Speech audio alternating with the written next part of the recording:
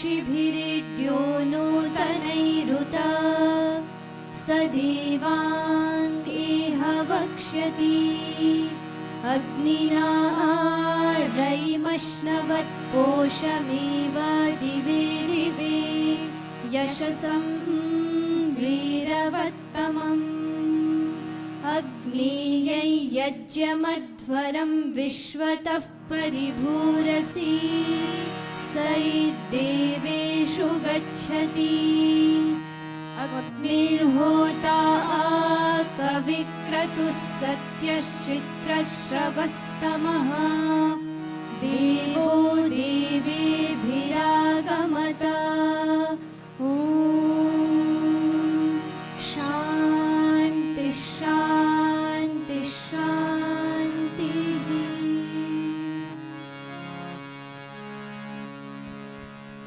सर्वेषां महाजनानां धन्यवादाः। इदानीम् अस्माकं विश्वविद्यालयस्य संस्कृतिः वर्तते कुलगीतेन सह कार्यक्रमस्य आरम्भः। तदर्थम् अहं सादरं प्रार्थये चन्द्रमोहन महोदयं तथा वृन्दं च।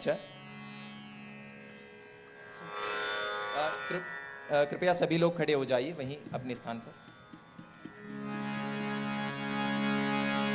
जयति जय जय हे योग विद्या संस्थान जयति जय जय हे योग विद्या संस्थान पूरा संस्कृति और नवयुग का प्रतिष्ठान जयति जय जय हे योग विद्या संस्थान आत्मगौरव राष्ट्रनिष्ठा विश्व भर में प्रतिष्ठा आत्मगौरव राष्ट्रनिष्ठा विश्व भर में प्रतिष्ठा ऋषि पतंजलि योग शिक्षा का यह धाम जयति जय जय हे योग विद्या संस्थान जयति जय जय हे योग विद्या संस्थान चरक सुशुधन्वंतरी की साधना का सार लेकर चरक सुशुधन्वंतरी की साधना का सार लेकर विश्व मंगल कामना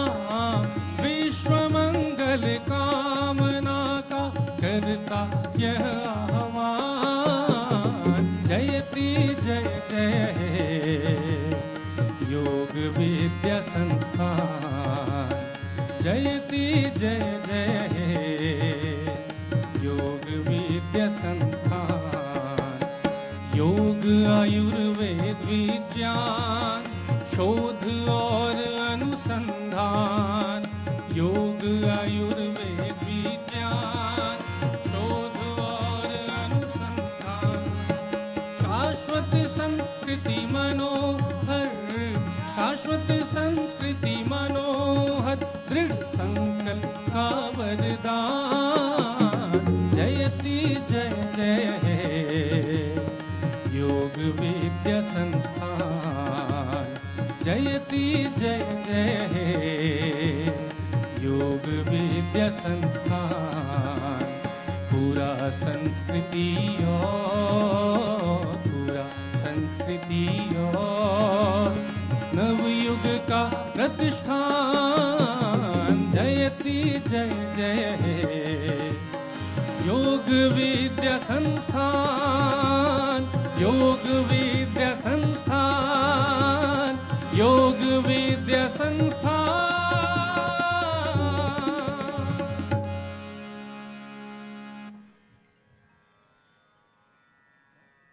धन्यवादाः।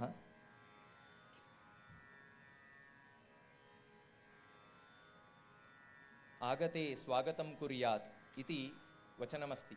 तदनुगुणं ये आगताः अभ्यागताः अतिथयः वर्तन्ते तेषां स्वागतार्थम् अहं श्रद्धेय आचार्यवर्यान् सादरम् अनुवृन्दे तान् मालया शाल् माध्यमेन च वस्त्रेण च स्वागतं कुर्वन्तु इति। प्रथमं प्रोफेसर नारायण पी महाभागाः. So he is a professor at the National Sanskrit University, and also he is the head of the Dvaita Vedanta department, and also he serves under many memberships, and also he is also an advisor of NEP and other dignitary committees for many various institutions across India. Swagatam Acharya. Dvitiyah Professor Anita Rajpal Mahodaya. She is a professor at Hindu College affiliated to the University of Delhi, and she is working in the Department of Philosophy.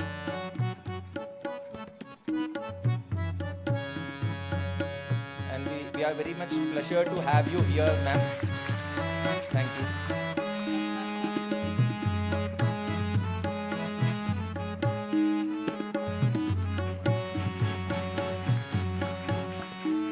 Dr. Babita Sharma ji, Senior Assistant Professor, Kanya Gurukul Campus, Gurukul Kangdi Vishwavidyalay, Haridwar, and she is also working in the Department of Philosophy. So all three dignitaries came here to give their speeches on the national conference topic, the role of Indian philosophy in world peace.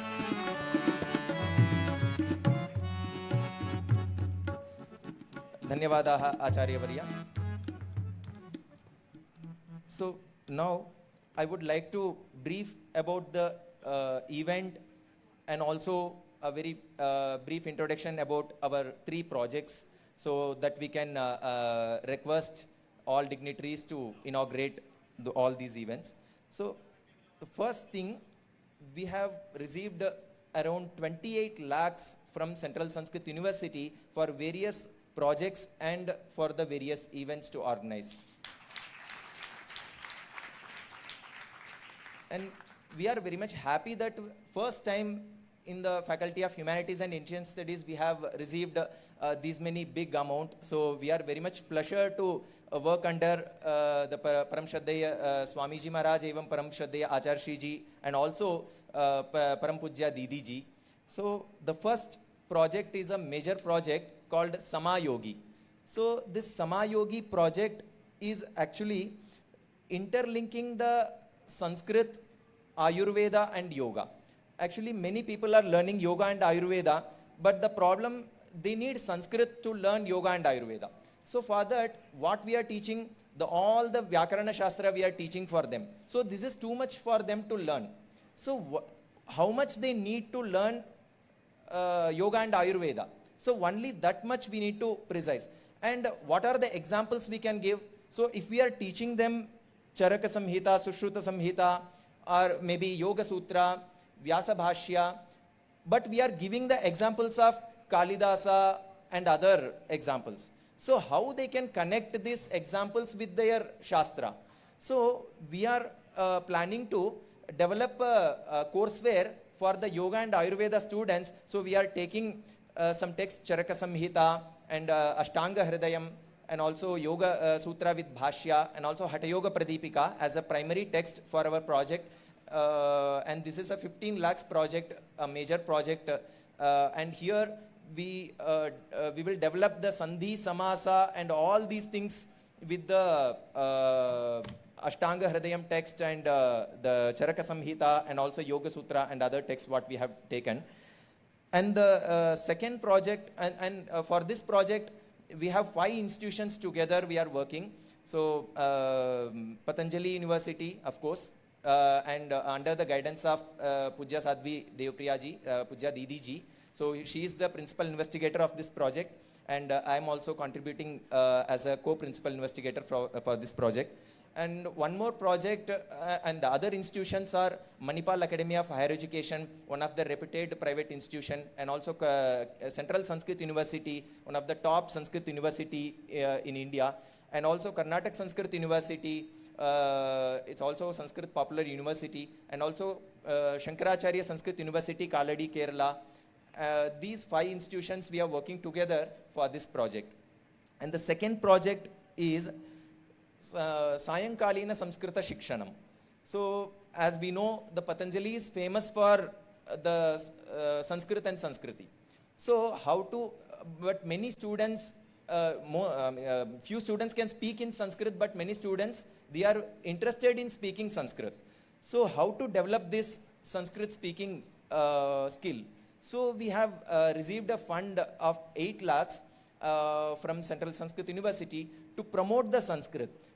In the evening time, so we will start the classes by 4 or 5 in the evening. So we will simultaneously run couple of batches in every semester. So the students can, I mean, not just for students, this is for the entire Patanjali Parivar, because that we are not always exclude the other Patanjali institutions from these events of University of Patanjali or whatever the institution. So this is very much helpful for the Sanskrit interested audience. So we have trained Sanskrit teachers to teach this conversational Sanskrit courses.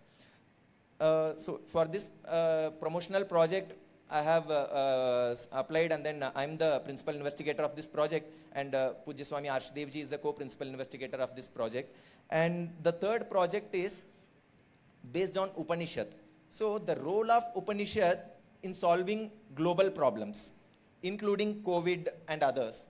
So we know we are feeling and realizing within Patanjali that Upanishad is one of the essential texts to develop ourselves. But we need to inform, or we need to spread these words to all and to entire India and outside. So for this we have received a grant of 5 lakhs, which is under the guidance of Pujya Swami Paramar Devji. He is the principal investigator of this project. And we are planning to develop a book of Upanishad, to collecting couple of mantras. What are the mantras directly related to the self-improvement or self-development, so, and also self-realization, and also how they can get the peace also. So, and also we will survey the people, and then we will get the data from them. So what are the problems they are facing, and what kind of the solution they need. So we will decide, and then we will spread the Upanishad, and we will teach the Upanishads for them, and then they can, again we will do the post survey from them. So, and then we are planning to submit the report, pre and post survey, and also we are to develop a book of Upanishad where the people can read by themselves, and then they can develop their self. So this is what the 3 projects that we are that we have received to conduct, and then in the upcoming years, and also 2 events that today we are going to inaugurate. One is the National Conference on the role of Indian philosophy in world peace. So this is again a Sanskrit promotional activity fund we have received from the Central Sanskrit University. So this event is to develop and develop the interest of the researchers into the Indian philosophy in different areas. So this is one such area is Vishwa Shanti, world peace. But again, we are very much interested in continuing this topic, taking this forward, and then we are planning to organize other events related to the Indian philosophy on various topics.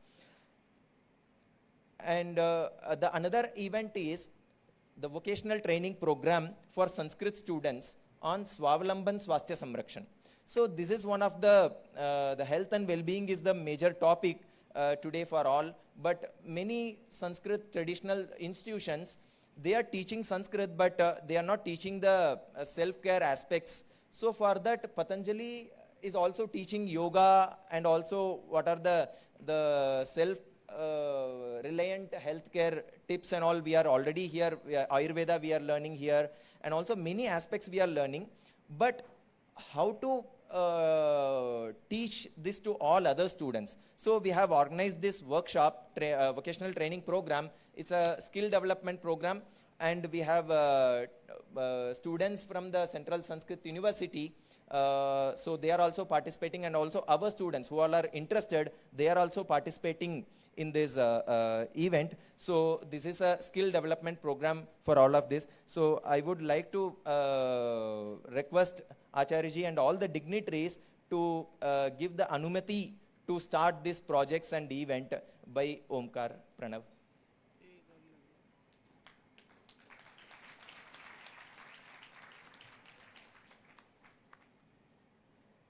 So whatever we have explained about the project or event, it's just very brief. Because of the time constraint, we have limited the information.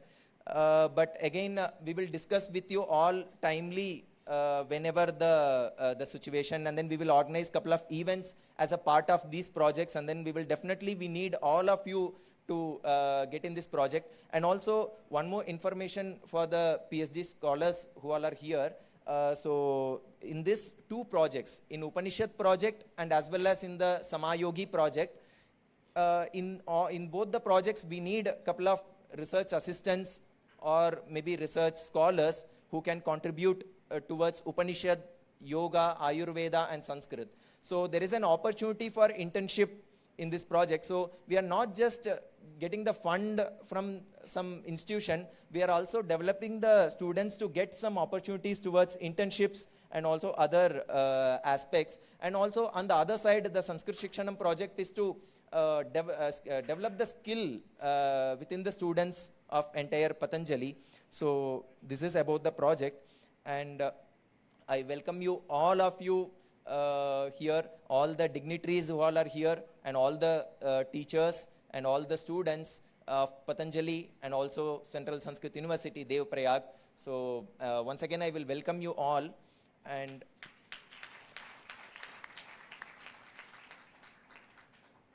now I would like to request Shraddheya Acharya ji to give the...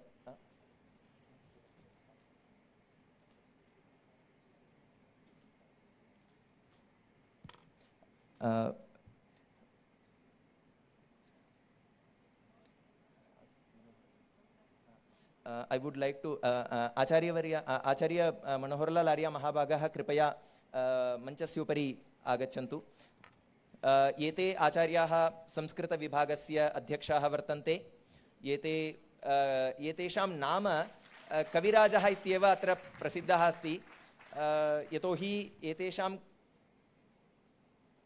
कवित्वं कथम् अस्ति इत्यत्र प्रमाणं वयमेव साक्षिणः तत्र. अतः एतेषामपि स्वागतं. Now I would like to request Shraddheya Acharya Shri to give his Ashirvachanam to all of us. Shraddheya Acharya Shri.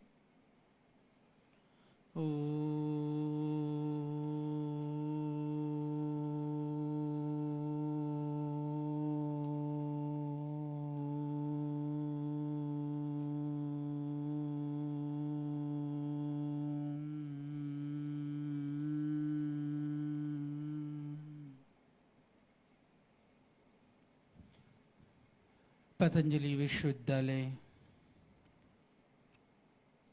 एक ऐसा विश्वविद्यालय है जो सनातन संस्कृति, परंपरा और मूल्यों को पुनर्स्थापित करने का महत् कार्य कर रहा है, और विश्व का पहला विश्वविद्यालय है कि जहां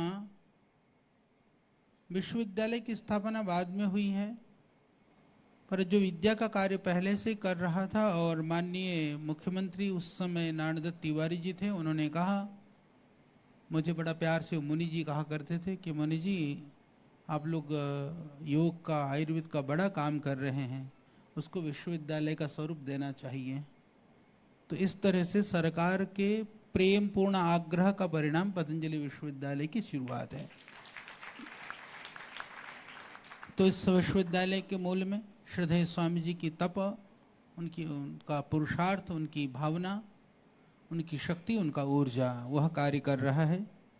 आज पूज्य महाराज श्री बाहर हैं, तो इस विश्वविद्यालय की हमारे कार्यों की गरिमा को और शक्ति प्रदान करने के लिए यहाँ पर जो हमारा 1 दिवसीय कार्यशाला और फिर 6 दिवसीय कार्यशाला दोनों का भी एक साथ उद्घाटन है, यानी कि 1 और 6 का एक साथ चल रहा है। और मुझे लगता है कि 2-2 कार्यशालाओं का एक साथ चलना भी यह भी अपने आप में ही अद्भुत है।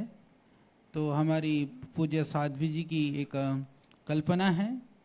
तो ये इन्होंने 1 दिवसीय में तो विश्व शांति, भारतीय दर्शनों की भूमिका, तो विश्व शांति में दर्शन की क्या भूमिका हो सकती है, एक बड़ा विषय है, गंभीर विषय है, जरूरी विषय है। तो इसके पर आज चर्चा आप लोग करेंगे। और 6 दिन में ये जो स्वावलंबन, स्वास्थ्य संरक्षण, इसके ऊपर आप चर्चा करेंगे। तो जरूरी है कि अब इसमें ऊपर तो ये लिख रखा है, और जो वैश्विक समस्याओं के समाधान में आप कह रहे हैं उपनिषदों की भूमिका, ये भी उसी के अंदर है कि वो अलग से है? अच्छा, प्रोजेक्ट है, तो ये अलग से है, तो बहुत कुछ है। तो आप लोग जितना सीख सको उतना है। तो आज हमारे मध्य में हमें प्रथम सत्र में अपना उद्बोधन देने के लिए और राष्ट्रीय संस्कृत विश्वविद्यालय से तिरुपति से पधारे हुए हमारे परम आदरणीय डॉक्टर नारायणन जी, आपका बहुत मैं हार्दिक अभिनंदन करता हूँ, स्वागत करता हूँ। इस पतंजलि के परिसर में आप पधारे। और हमारी आदरणीय बहन जो हिंदू कॉलेज से आई हैं, प्रोफेसर अनीता राजपाल जी, आपका भी बहुत मैं हार्दिक अभिनंदन और स्वागत करता हूँ। और हमारे ही नज़दीक का गुरुकुल है, बहुत सुंदर विश्वविद्यालय है, जिस परंपरा से हम आज इस सनातन परंपराओं से जुड़े, उस गुरुकुलीय परंपरा के एक तरह से वह पुनरुद्धारक थे, संस्थापक थे। स्वामी श्रद्धानंद जी की पवित्र तपस्थली, वहीं पर वही गुरुकुल कांगड़ी यूनिवर्सिटी के कन्या गुरुकुल कैंपस से पधारी हुई आदरणीय बहन बबीता शर्मा जी, आपका भी मैं हार्दिक स्वागत करता हूं। साथ में हमारे बहुत ही ओजस्वी और बहुत सरल विनम्रता के साथ में विद्या का जो एक सही स्वरूप, यदि आप कहें, विद्या ददाति विनयम हम पढ़ते थे, उनको देखना हो तो आप हमारे आदरणीय डॉक्टर मनोहर लाल आर्य जी को देख सकते हैं। निष्णात है संस्कृत के, विशेष कर करके पद्य रचना वाला जो कार्य है, क्योंकि आजकल संस्कृत पढ़ना, विद्वान बनना कठिन है, और विद्वान बनने के बाद में भी शास्त्र रचना का सामर्थ्य ये प्रभु की कृपा के बिना संभव नहीं है। उस कार्य में आप अहरनिश लगे हुए हैं। और इस मंच पर हमारे प्रोवीसी आदरणीय मयंक अग्रवाल जी, और हमारे ओडीएल के डायरेक्टर के रूप में अभी हमारे पतंजलि में ओडीएल भी हमने शुरू कर दिया है। लगभग अभी तक 12 विषयों का ओडीएल प्रारंभ हो चुका है और अच्छी उपस्थिति है। ये हम लोगों ने पायलट शुरू किया था, और आदरणीय सत्येंद्र मित्तल जी, प्रोफेसर सत्येंद्र मित्तल उस कार्य को संभाल रहे हैं। और हमारी बहुत ही ऊर्जावती हमारी माता रजिस्ट्रार प्रवीण पुनिया जी, और मेरे सम्मुख सभी हमारे पूज्य साध्वी बहनें, पूज्य साध्वी सन्यासी भाई, और हमारे विश्वविद्यालय का आदरणीय हमारे यादव साहब, और बाकी सभी विश्वविद्यालय के सभी हमारे छात्र छात्राएं और हमारे अधिकारीगण। वस्तुतः यह जो जीवन है, जीवन जानने के लिए भी है, जीवन के रहस्य को जीवन जानने के लिए है कि वस्तुतः जिससे यह जीवन हमको मिला है, यदि हम उस लक्ष्य और उद्देश्य को जान पाए तो जीवन सार्थक बन जाता है। जीवन का जो उथल पुथल है, अशांति है, उससे हम मुक्त हो सकते हैं। तो यदि इसको समझना है, सीखना है, तो मुझे लगता है कि जो हमारी भारतीय जो दर्शन की परंपरा है, दर्शन मुझे ऐसा लगता है कि यदि हम कहें, एक तो है ऋषियों का दर्शन जो ऋषियों ने हमें दिया है, जिसको हम भारतीय दर्शन या 6 दर्शनों के रूप में जानते हैं। इसके अतिरिक्त भी भारतीय दर्शनों में नास्तिक दर्शन भी है, बौद्ध दर्शन भी है, जैन दर्शन भी है। ये सब भी भारतीय दर्शन की सीमाओं में ही आते हैं। परंतु यदि हम उसको बहुत गहराई से देखें, पढ़ते तो आप लोग सारे दर्शनों को हैं, पढ़ते हुए भी हर व्यक्ति का अपना दर्शन है, क्योंकि दर्शनों से हम जितना सीख पाते हैं उनको हम अपने ढंग से फिर व्याख्या करते हैं। तो हमको लगता है कि हमारी वाली व्याख्या सही है, पर उस व्याख्या करने का सामर्थ्य भी वो हमारे भारतीय दर्शनों से ही हमें मिला है, इसलिए हम ऋषियों के प्रति ऋणी हैं। मैं देख रहा था, कुछ विद्वानों को मैं पढ़ रहा था, उन्होंने बहुत सारे लोगों ने अपने ढंग के नए नए दर्शनों की परिकल्पनाएं करी है, उन्होंने नए नए सिद्धांत को देने का प्रयास किया है, परंतु उसके मूल में आप देखें तो उन्होंने हमारे भारतीय दर्शन को पढ़ करके ही उनके दिमाग में नए आइडिया आए। तो इसीलिए हमारे दर्शन के जो सामर्थ्य है, उसका जो मूल है, उसको हम कदापि विस्मृत नहीं कर सकते हैं। तो इसीलिए अपने सामर्थ्य को विकसित करने का सामर्थ्य भी कोई प्रदान करता है तो वह भारतीय दर्शन प्रदान करता है। इसलिए यदि आप सामर्थ्यशाली बनना चाहते हैं तो चाहे बौद्धिक रूप में दर्शन आर्थिक सामर्थ्य को भी बढ़ाता है, भौतिक सामर्थ्य को भी बढ़ाता है। ये आपके ऊपर निर्भर है कि उस दर्शन की जो व्याख्या है वो आपका जीवन है, उस व्याख्या को आप किस तरह से करना चाहते हैं वो आपके ऊपर निर्भर है। यानी दर्शन हमें एक तरह से दिशा देने का, गति देने का, सिखाने का, प्रवृत्त कराने में वह महत्वपूर्ण भूमिका है।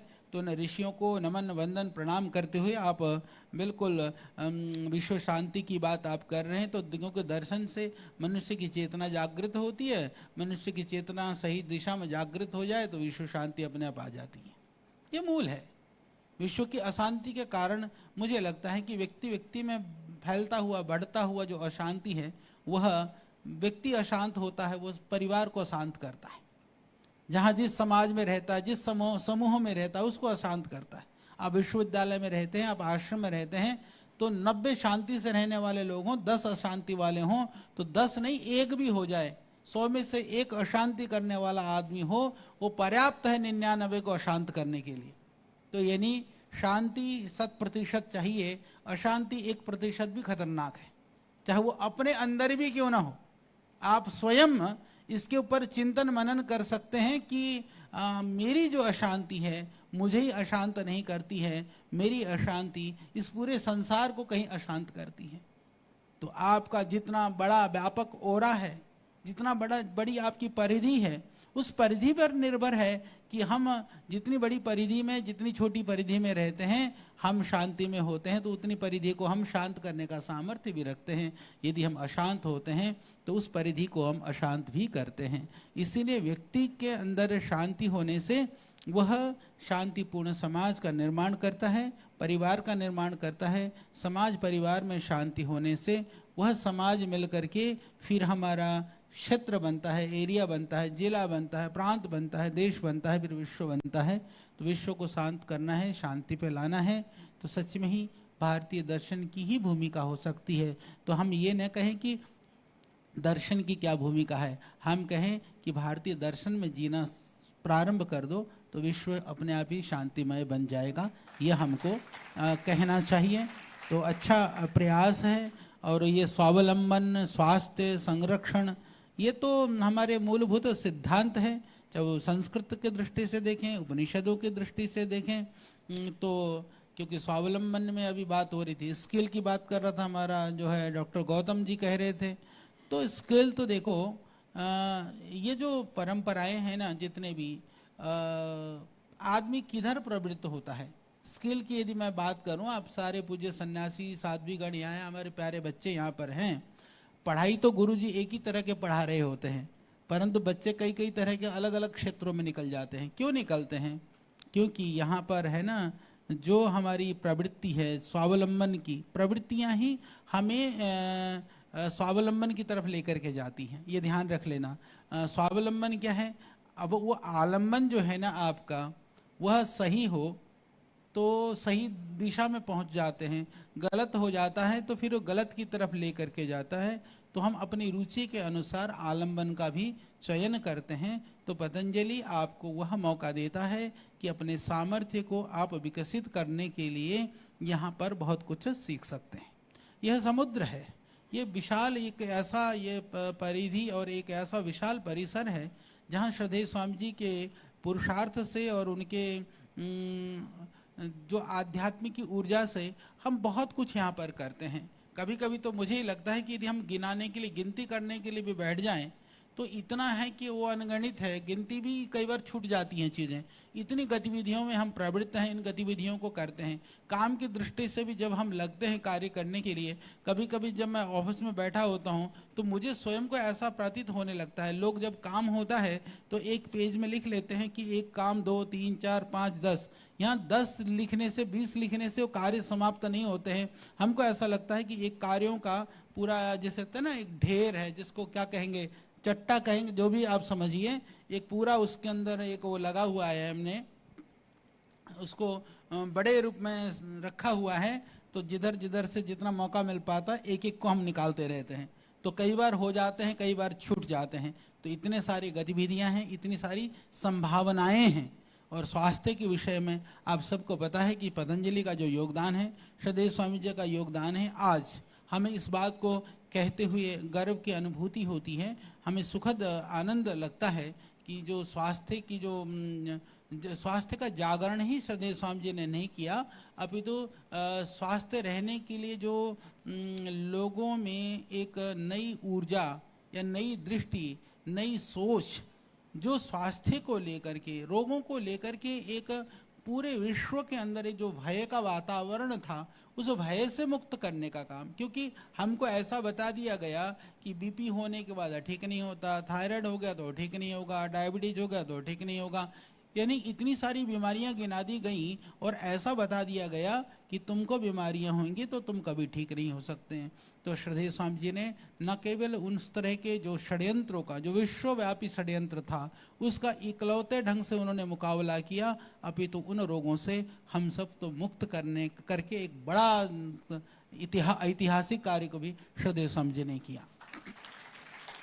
आज तो हमको लगता है कि हम योग करने से बीपी ठीक होता है, योग करने से शुगर हम लोग ठीक कर सकते हैं, थायराइड को ठीक कर सकते हैं, पर हमें वह दिन भी स्मरण है जब लोग कहते थे कि योग करने से कुछ भी ठीक नहीं होता है। जब श्रद्धेय स्वामी जी ने कहा कि योग कंप्लीट मेडिकल साइंस है, तो लोगों ने बहुत तरह के अनर्गल बातें या चुनौतीपूर्ण बातें करी, या लोगों ने एक तरह से उस बात को नकारने का भरसक प्रयास किया।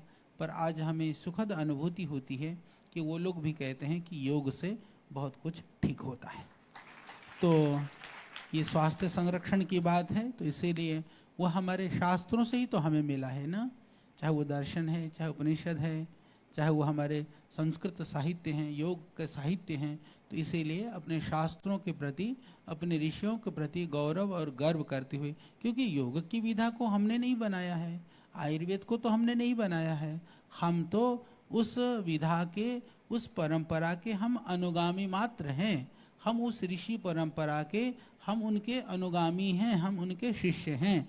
हमारे मन में ये भाव बना रहे, बोध बना रहे, तो कभी भी क्या होता है, जब हम अपने से बड़ा किसी को मानते हैं, श्रद्धा करते हैं, निष्ठा रखते हैं, उससे हमारी शक्ति बढ़ती है, घटती नहीं है।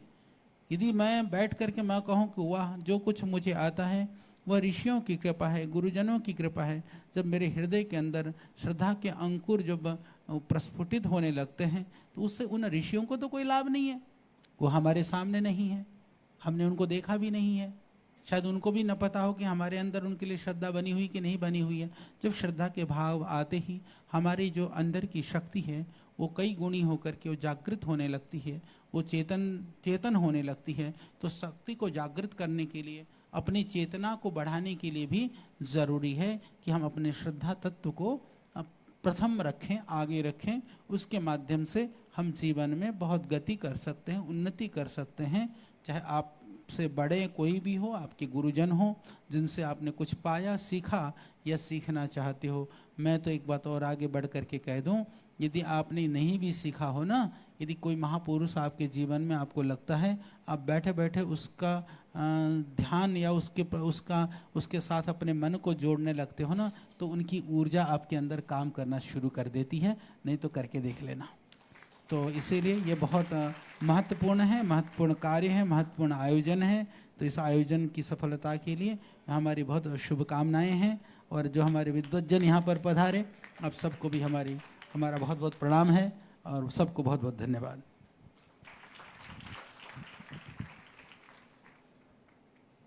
धन्यवादाः श्रद्धेयाः आचार्यवर्याः।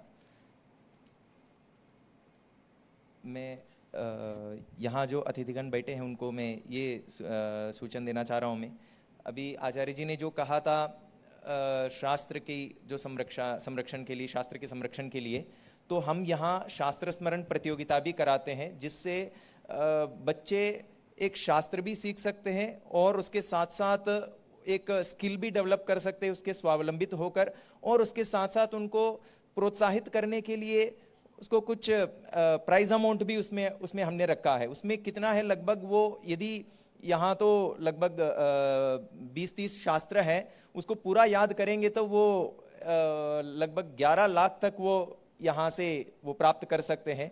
ये भी परम श्रद्धेय स्वामी जी और परम श्रद्धेय आचार्य श्री जी के मार्गदर्शन से यहाँ पे चल रहा है। ये हमें खुशी की बात है।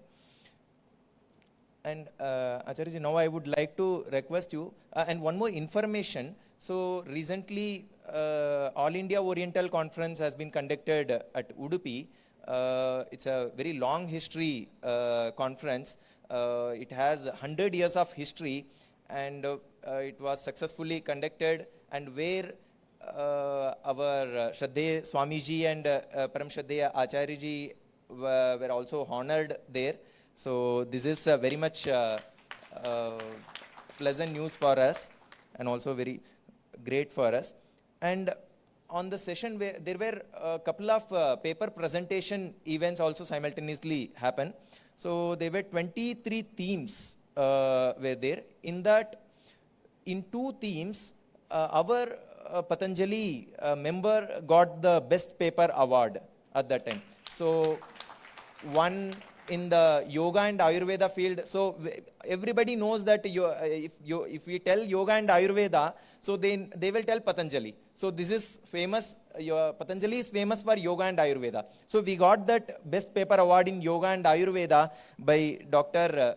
Swati ji. So I would like to request Acharya Shri ji to hand over that certificate and memento. And also I would like to invite Dr. Swati ji, who is a researcher and a great Sanskrit scholar working in the Patanjali Research Foundation, and also a guest faculty of the Department of Sanskrit, University of Patanjali. So, please give a hand of applause.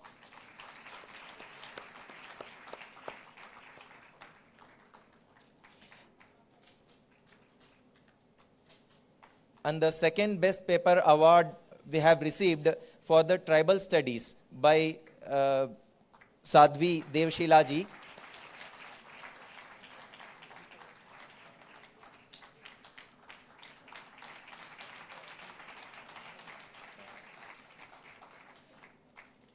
And Devshila ji is studying, pursuing her masters in philosophy at the University of Patanjali.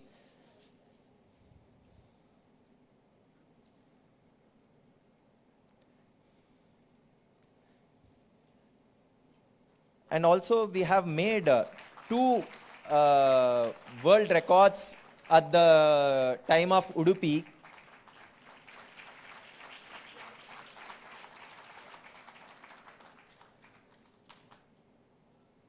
Also, I am very much happy to announce this one more good news for us. So in Udupi, they have the competition of Gita writing. So the entire Gita they need to write. So what is the duration of that writing that Gita? So this was the competition, and our Patanjali sannyasis, two sannyasi, Pujya Swami Saumya Dev Ji and Pujya Swami Adi Dev Ji. So they both written the Gita, entire Gita in 11 hours and another one in 13 hours. So